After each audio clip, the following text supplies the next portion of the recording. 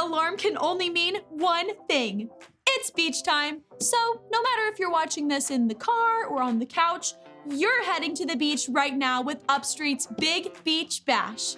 I'm Leanna, and today we want to tell you about a guy whose life was definitely not a day at the beach. But because we have this story, we can always remember something big about God. Let's get into it.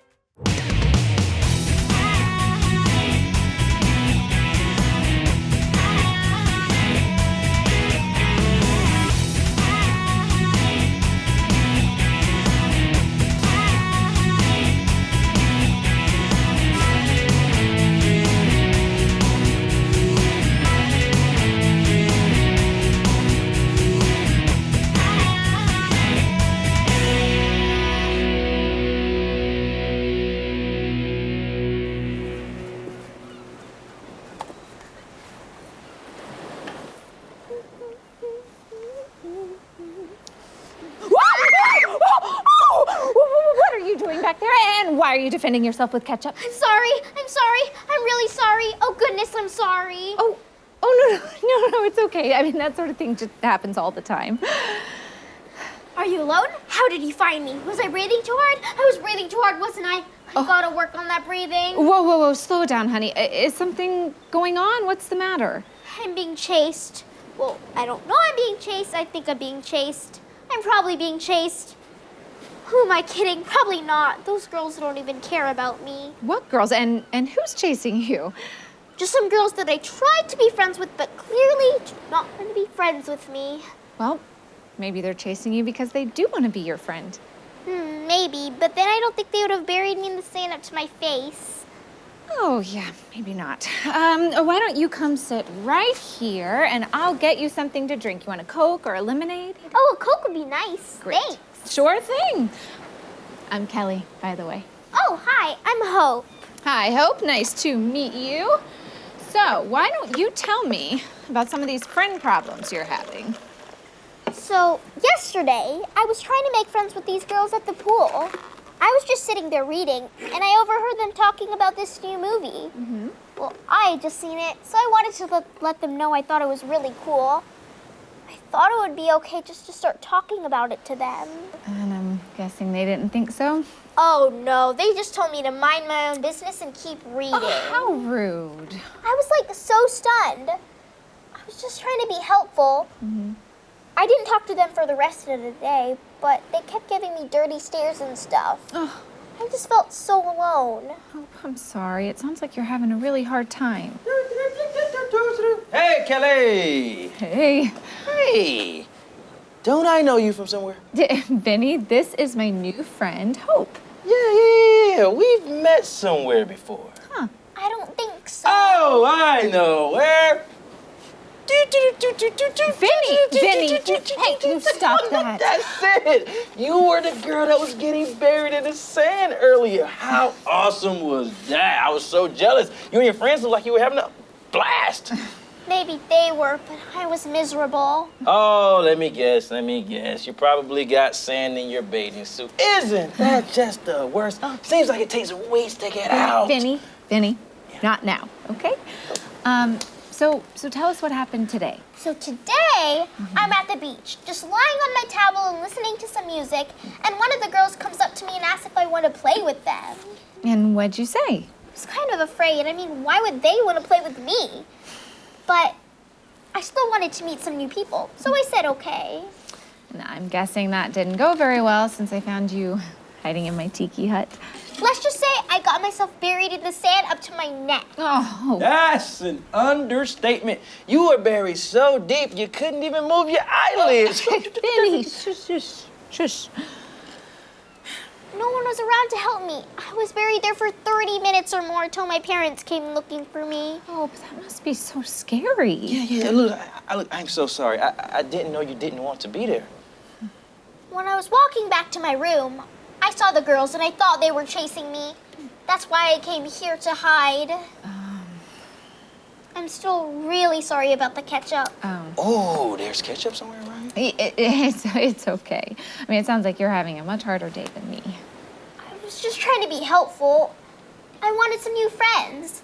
I was tired of sitting at the pool alone. Why would they treat me like that? Hope, I wish we knew why people did the things that they do, especially in situations like this.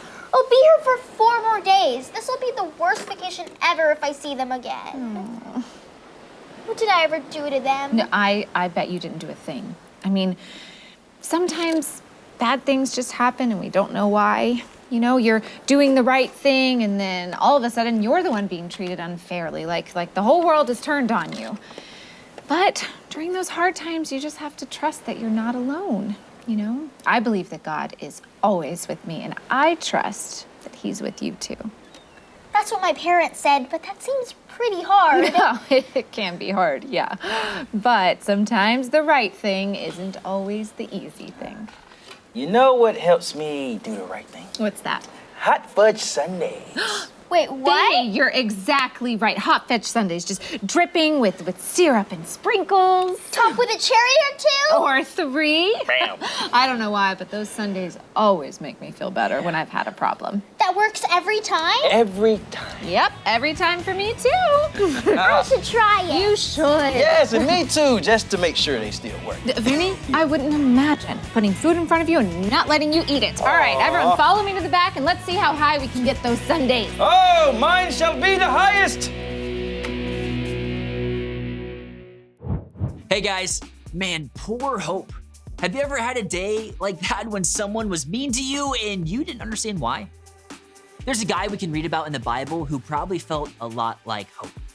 His name is Joseph, and there's a lot that happens to him. And it's so much that we don't have time for me to tell you all about it here. But you can read about Joseph in the book of Genesis. And his life is pretty interesting. The time I'm gonna tell you about, though, takes place when Joseph was younger. Joseph is the youngest of 12 brothers. Can you imagine having 11 brothers? And as you can probably imagine, life with 12 boys in the house was pretty crazy.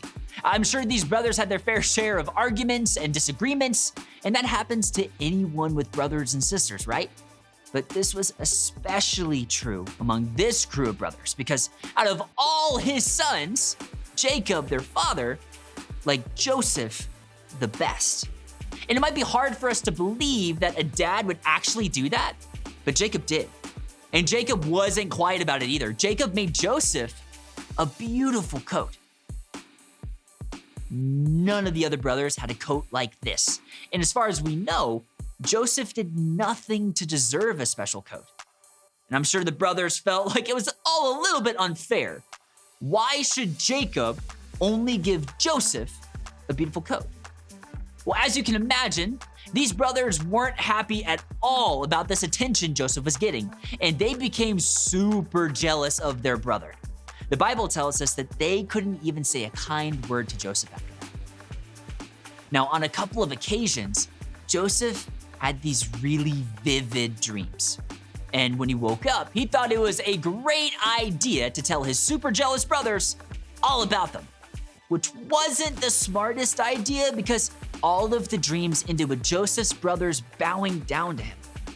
Now, how do you think these dreams made his brothers feel?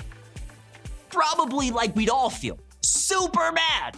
Joseph had these dreams that he's going to rule over all of them, and he's the favorite son who got a fancy coat. They had it with their younger brother. Because of their jealousy, Joseph's brothers plotted to kill him. But his older brother Reuben stepped in and convinced them to throw Joseph into a well instead. Then the brothers sat down to eat like nothing happened.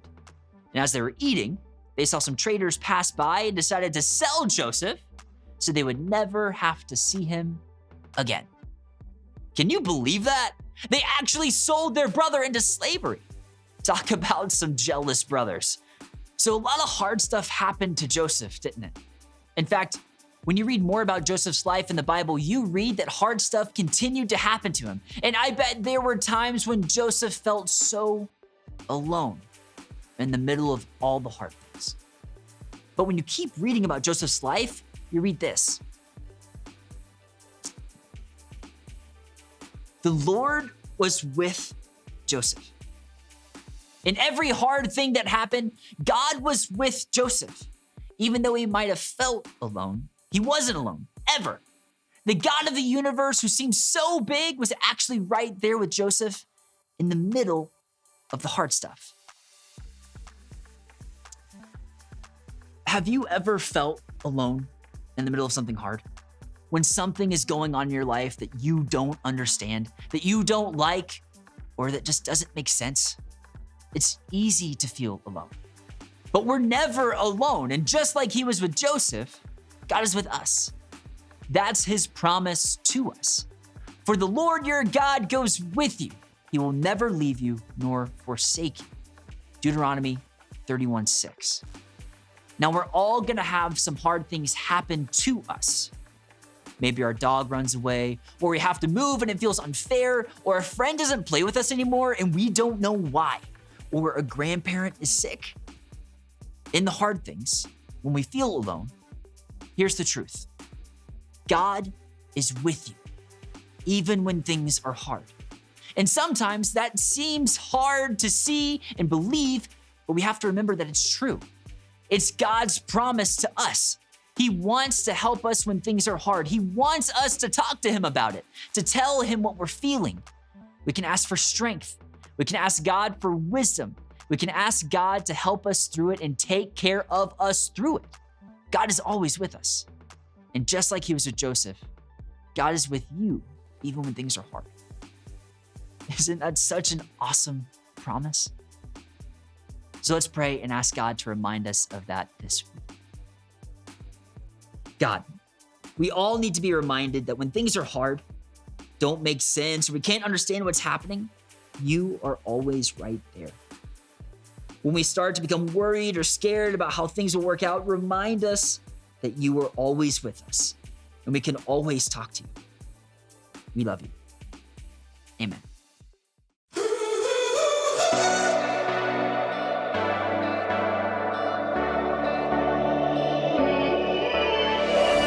Through the fire, you're always speaking. Just a word has the whole earth shaking. Yes, our God cannot be moved. In a world of hate and vengeance, your word speaks of forgiveness. Yes, our God cannot be moved. Yes, our God cannot be moved. Unshakable love, unshakable love. Your kingdom forever stands. Your love, it has no end. Unshakable love.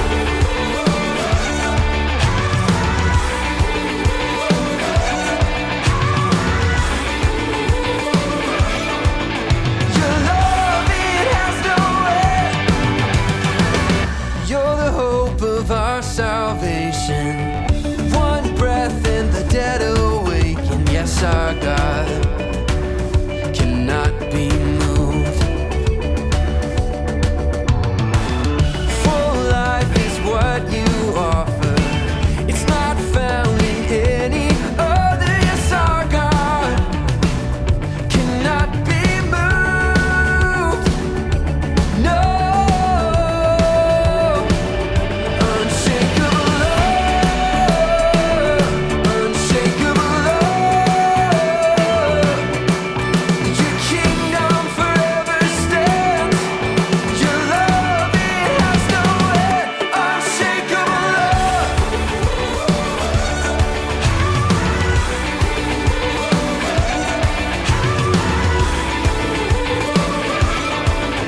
Your love, it has no end. Our God is never changing. When all the earth is fading, his love will be our light. And I can see that the day is dawning.